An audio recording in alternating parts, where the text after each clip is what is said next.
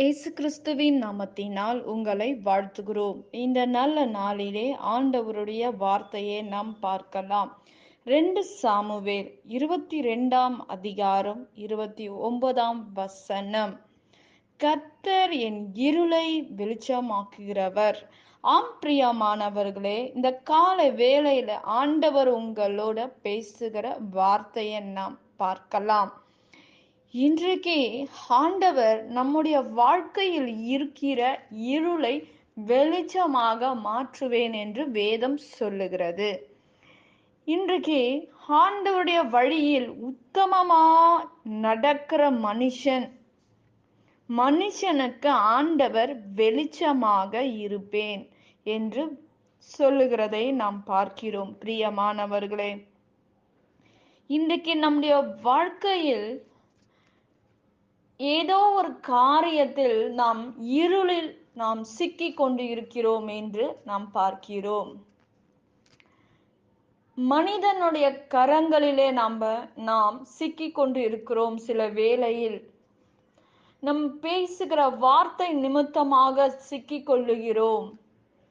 நம்முடைய வாழ்க்கையே ஒரு சிக்கலான ஒரு காரியம், மாட்டிக்கொண்டிருக்கிற காரியங்கள் உண்டு. அது நிமித்தமாக நம்முடைய வாழ்க்கையில் சமாதானத்தை இழந்து விடுகிறோம். நம்முடைய வாழ்க்கையில் நிம்மதி இல்லாமல் அலைகிறோம். இது நிமித்தமாக நமக்கு சரீர பிரகாரமா வருகிற பிரச்சனைகள் சந்திக்கிறோம். அந்த பிரச்சனையில் சிக்கி இருக்கிற நம்மை தான் ஆண்டவர் விடுதலையாக்க விரும்புகிறார். ஒரு மனிதனால் இப்படிப்பட்ட சூழ்நிலையிலிருந்து வெளியே வர முடியாது. ஆண்டவருடைய பலன் இருந்தால்தான் நாம் வெளியே வர முடியும் என்பது நாம் பார்க்கிறோம் வேதத்தின் மூலமாக. இன்றைக்கு நம்முடைய வாழ்க்கையில் இருக்கிற இருள் நம்மை விட்டு விலக வேண்டும் என்றால் நீங்களும் நானும் என்ன செய்ய வேண்டும்? வேதம் சொல்லுகிறது, உத்தமமாக தேவ சமூகத்தில் நடக்க வேண்டும். நீதியாக உங்களுடைய நீதி தேவ சமூகத்தில் எண்ணப்பட வேண்டும். பிரியமானவர்களே, இன்றைக்கு இருளில் இருக்கிற ஜனங்கள் ஏராளம். இருளில் சிக்கி இருக்கிற மனிதனை விடுதலையாக்க தான் ஆண்டவர் இந்த பூமிக்கு கடந்து வந்தார் என்று நாம் பார்க்கிறோம். பிரியமானவர்களே, இன்றைக்கு இருளிலே சிக்கி இருக்கிற அநேக குடும்பங்கள், தனிப்பட்ட நபர் தேவையில்லாத பிரச்சனையில், பாவ காரியங்களில், பண பிரச்சனையில் சிக்கி இருப்பார்கள், குடும்ப வாழ்க்கையில் சிக்கி இருப்பார்கள், தவறான தொடர்பிலை சிக்கி இருளிலே மாட்டிக்கொண்டிருக்கிற ஜனங்கள் ஏராளம். குடியின் நிமித்தமாக சிக்கி இருக்கிற குடும்பங்கள் உண்டு. பாவ வழியில் சிக்கி இருக்கிற குடும்பங்கள் உண்டு. விபச்சாரத்தில் சிக்கி இருக்கிற குடும்பங்கள் உண்டு. பிரியமானவர்களே, திருமணம் ஆகாதபடி இருளான ஒரு வாழ்க்கையில சிக்கி இருக்கிறவர்கள் உண்டு. பிரியமானவர்களே, இன்றைக்கு இப்படிப்பட்ட சூழ்நிலையில் இருந்து யார் விடுதலையாக்க முடியும் என்று யோசிக்கும் போது ஆண்டவர் மாத்திரம்தான் நம்மை இப்படிப்பட்ட சூழ்நிலையில் இருந்து விடுதலை செய்ய முடியும்.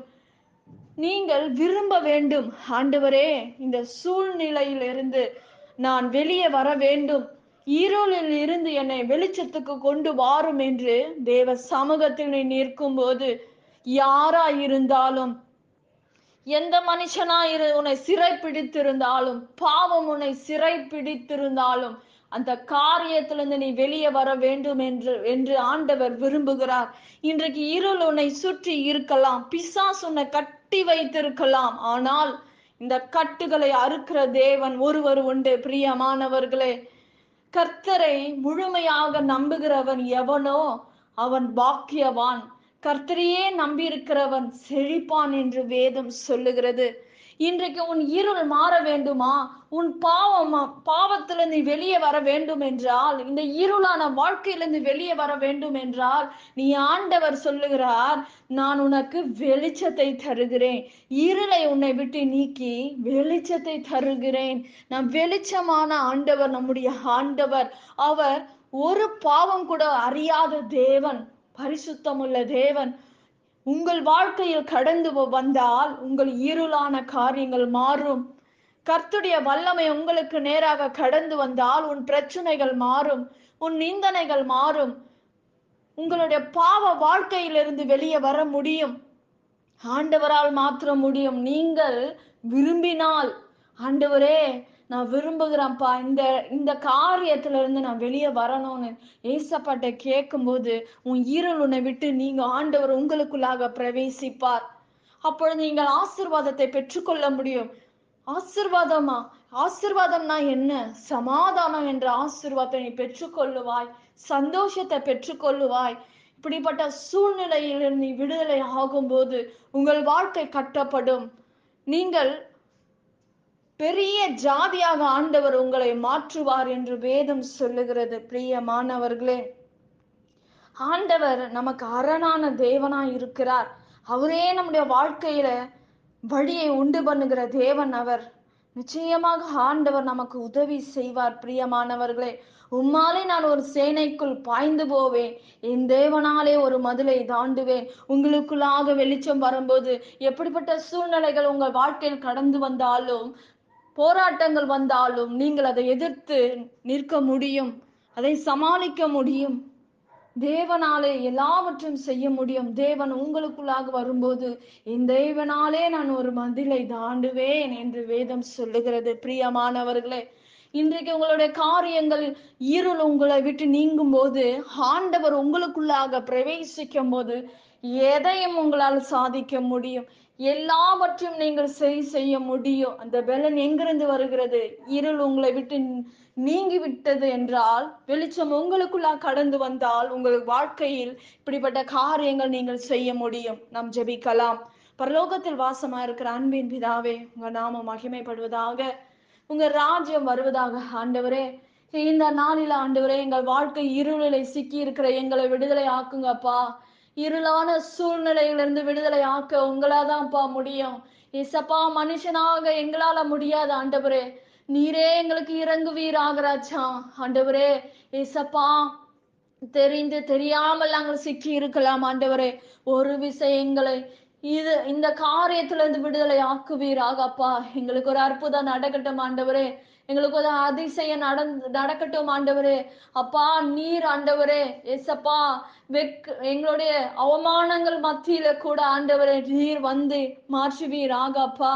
எந்த இடத்துல நாங்கள் வெட்கப்பட்டு நின்றோமோ ஆண்டவரே, அதே இடத்துல எங்களை நிமிர பண்ணுங்க. எங்களுக்காக பேசுங்க, எங்களுக்காக நீதி செய்கப்பா. நீர் நியாயாதிபதி ஆண்டவரே. அப்பா, எங்களுக்கு விரோதமாக பேசுகிற நாவுகளை ஹதமாக்கி போடுங்க. எங்களுக்கு விரோதமாக ஜெபிக்கிற ஜெபங்களை அதமாக்கி போடுங்க ஆண்டவரே. இந்த நாளில இந்த வார்த்தையின்படி எங்களை ஆசீர்வதிங்கப்பா. எங்களுக்கு உதவி செய்யுங்க ஆண்டவரே. முழுமையாக எங்க வாழ்க்கையை உங்க கருத்துல ஒப்பு கொடுக்கிறோம்ப்பா. நீரே பொறுப்படுத்திக் கொள்ளுங்க, வழி நடத்துங்க. இயேசுவின் நாமத்தில் வேண்டுகிறோம் எங்கள் ஜீவனுள்ள நல்ல பிதாவே, ஆமென். கர்த்தர் தாமே உங்களை ஆசீர்வதிப்பாராக. ஆமென்.